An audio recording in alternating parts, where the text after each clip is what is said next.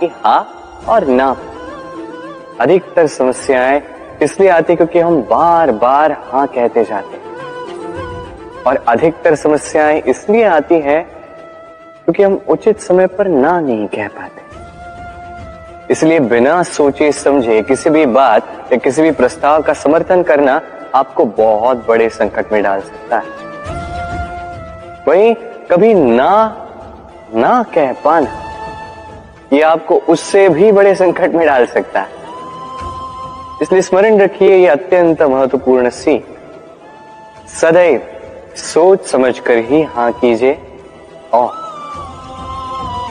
दृढ़ता के साथ ही ना कीजिए, और विश्वास कीजिए आपका जीवन अत्यधिक सुखमयी हो जाएगा।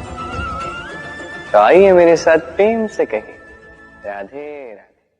संसार में नियति बहुत कुछ निश्चित करती है, जैसे हर एक वस्तु की सीमा। शरीर से जाने वाला जल, उसकी सीमा भी नियति निश्चित कर चुकी है। कैसे? देखिए, यदि आपने उचित समय पर परिश्रम करके अपना पसीना नहीं बहाया तो कुछ समय पश्चात आपको अश्रु अवश्य बहाने होंगे, क्योंकि सब कुछ यदि भाग्य से मिल भी जाए उसे कर्म से रक्षित करना पड़ता है। यदि परिश्रम करते रहोगे तो जो पाया है उसे सहेज कर रख पाओगे, और जो आप पाना चाहते हैं वो अवश्य पालोगे। किंतु यदि परिश्रम से दूर रहे तो जो पाया है उसे तो खो ही दोगे, और जो पाना चाहते हैं उसका तो प्रश्न ही नहीं होता, और बहाओगे तो केवल अश्रु। अब चयन आपका है, क्या बहाना चाहेंगे, पसीना या अश्रु? राधे राधे। तभी आप किसी झरने के पास बैठे और बस ध्वनि सुनी। हाँ, वो ध्वनि मन को शांत ही कर देती है, हमें एक आनंद सा भर देती है। तो इसे मैं कहता हूं नैसर्गिक संगीत।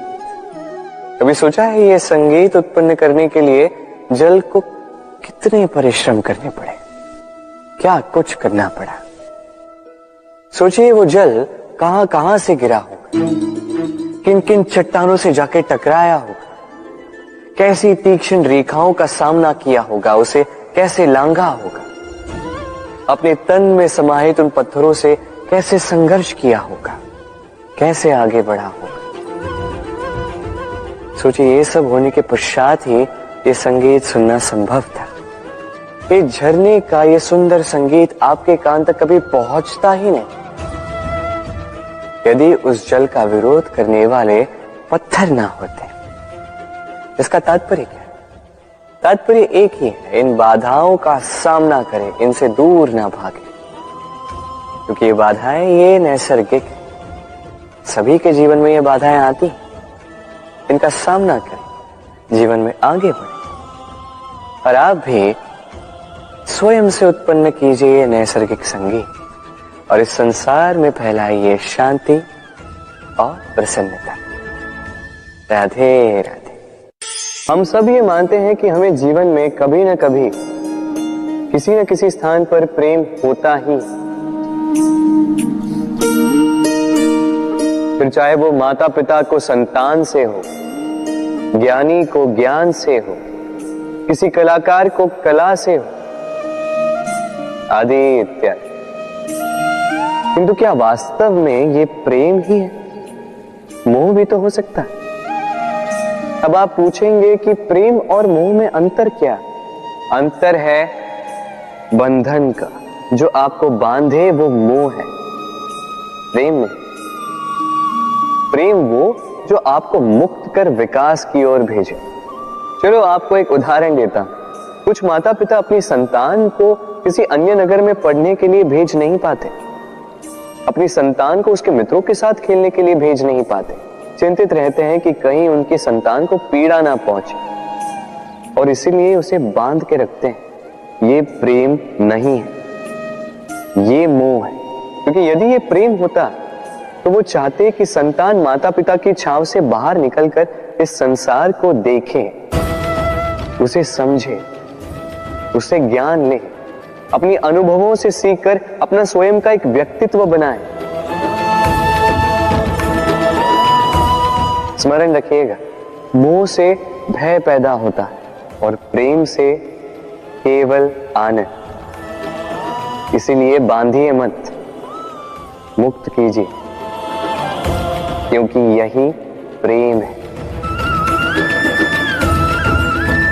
राधे राधे। इस जीवन में मनुष्य केवल 3 चीजों के पीछे भागता है। छाया अर्थात सहारा, संबंध, काया अर्थात सुंदर सुबल शरीर, और तीसरी माया अर्थात ऐश्वर्य। अब अचंभित करने वाली बात यह है कि समय आने पर यही 3 वस्तुएं हैं जो सबसे पहले आपका त्याग करती है। अंधकार में छाया आपको त्याग देती है, बुढ़ापे में काया आपको त्याग देती है, और अंत में ये माया भी आपको त्याग ही देती है। कि कुछ काम नहीं आता जिसके पीछे आप जीवन भर दौड़े जा रहे थे। यदि कुछ काम आता है तो वो है आपका प्रेम पूर्ण व्यवहार जो आपने संसार को दिया। ये प्रेम ही है जो अंधकार में दिया बनकर आपको प्रकाश देगा। ये प्रेम ही है जो बुढ़ापे में हाथ बनकर आपको शक्ति देगा, सहारा देगा। और जब आपके पास धन नहीं होगा तो यही प्रेम आपको संयोग देगा। इसलिए इस जीवन में यदि कुछ कमाना है तो केवल प्रेम कमाएं।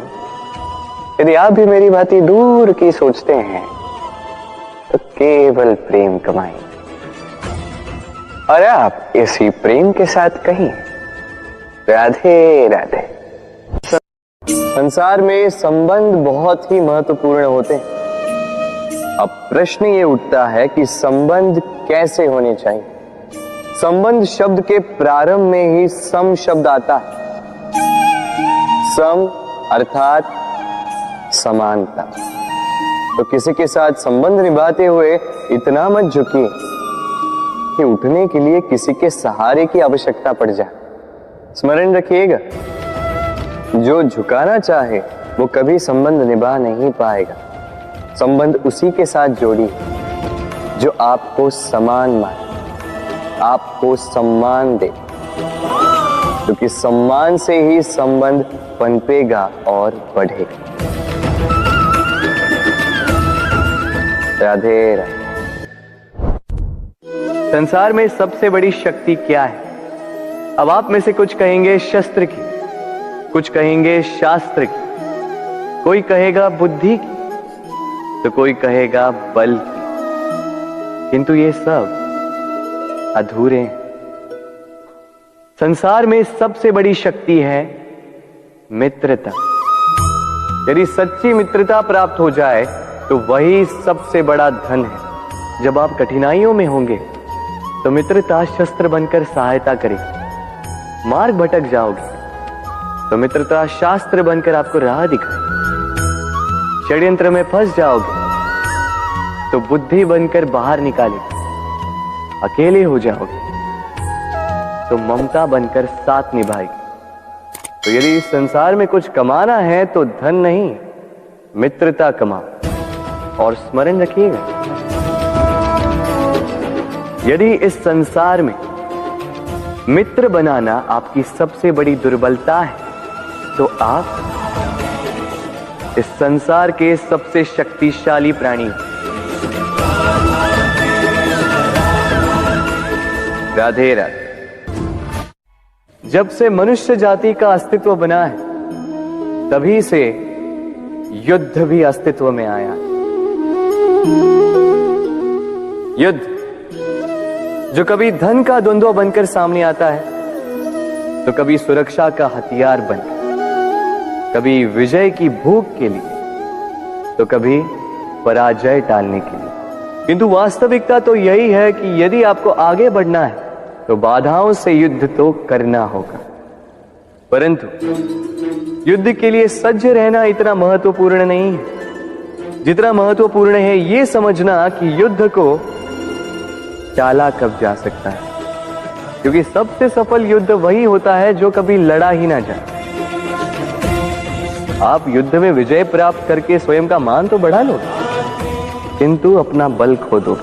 इसलिए जहां तक हो सके युद्ध को टालो, इस शक्ति को संग्रहित रखो, ताकि जब ये युद्ध धर्म बन के सामने आए आप उससे पूरे बल के साथ लड़ सको। राधे राधे।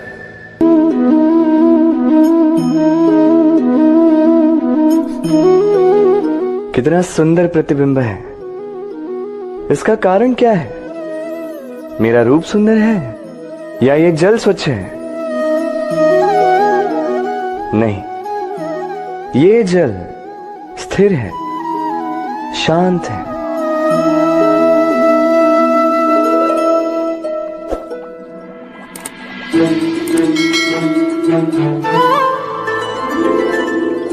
अंतर देख रहे हैं आप? वही जल है, वही रूप है, किंतु ये स्थिर नहीं है, शांत नहीं है, और इसी कारण मैं अपना प्रतिबिंब इसमें नहीं देख पा रहा हूं। क्रोध के साथ भी यही होता है।